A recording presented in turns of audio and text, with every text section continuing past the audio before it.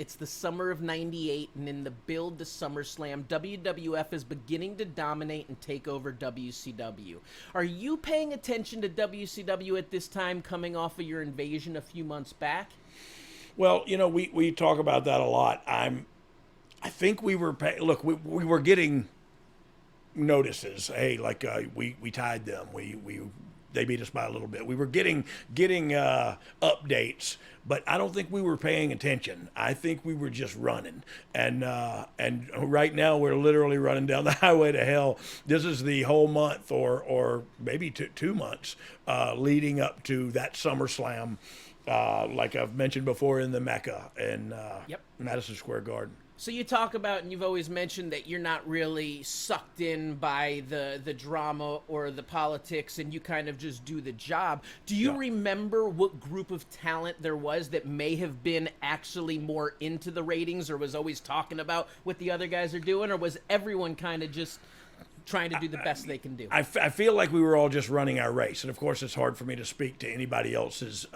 I think Hunter was always one that was aware and that followed that and kept up on that. So we would get the updates from him, but he would give us the Reader's Digest version because, to be quite honest, I didn't understand how the ratings worked anyway. Now that I'm 25 years older and had been a writer on SmackDown, I still don't know how they work. But I think Hunter was, look, I'll say top guys paid attention to that kind of stuff. Yep. And I just feel like I don't know, I was upper mid card, and I liked it that way. And so I kept my head in the sand kind of and just ran my race, The build, you guys are going against a main event on Nitro of Diamond Dallas Page versus Hollywood Hogan.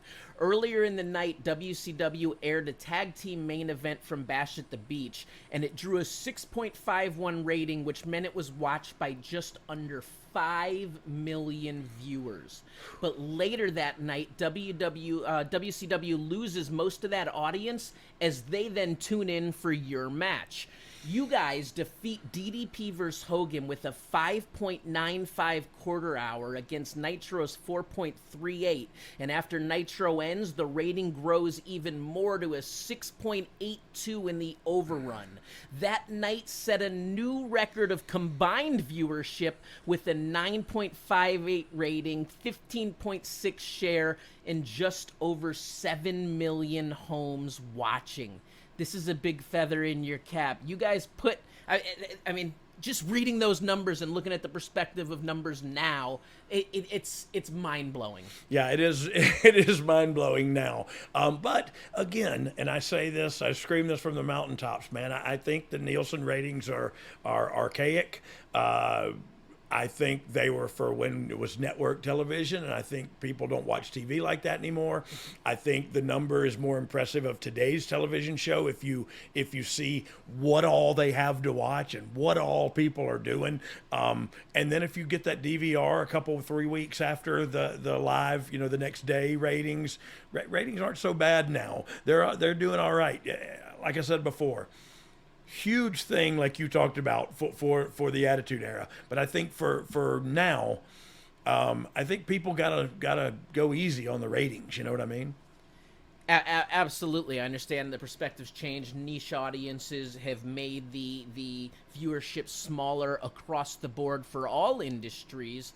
But it is curious if there is a mega event that could still attract the people. The Super Bowl still draws the people in. The Olympics were down this year, didn't do the same type of thing. It's interesting if the people can come back to a mega must-see spectacular. Well, and look, the truth be told, they do every April. You know what I mean? They are selling out stadiums left and right, and so they still come out to see the spectacle. But look, as far as the television program is concerned and television ratings are concerned, Blood and Guts a couple weeks back, AEW, not A&W, not the root beer, but I do love a good root beer. I'm a fan of some root beer too. I love what was that one root beer, like a... I'm a fan of Frosty. It's a brand. It looked like a beer bottle. IBC. Oh, yeah. IBC root beer. That's my mother-in-law's favorite. Is it really? I used to drink it on the way to high school so people would think I was drinking a beer because not only was I stupid, but I was stupid too. Anyway, what was the question? We're in the numbers and the analytics still. Yes, so some yes, of these the shows numbers. and houses you're working at this point are insane. Yeah. 14,688 at the Sky Dome, 11,209 at the Molson Center, 16,733 at the Kemper Arena, 16,780 at the Rosemont Horizon. Money has to be good at this time. I'm going to just push you on the money right now because these are just big numbers. Money was good. Money was very good, especially because we were rubbing elbows with those top tier talent, and so I'm going to press. So couple $100,000 a year good or $500,000 a year good at this top phase? No, $2 million a year. Holy goodness gracious! and That's some that good money. Yeah, and that wasn't. Look, I'm proud that I made that money. I wish I still had any of it because everybody who listens to this knows why I don't. But I love the fact that was, I did that and that was cool. I wish I would have been smarter about it and done something, made it work for me a little bit so that I wouldn't be worried now about, how to keep the lights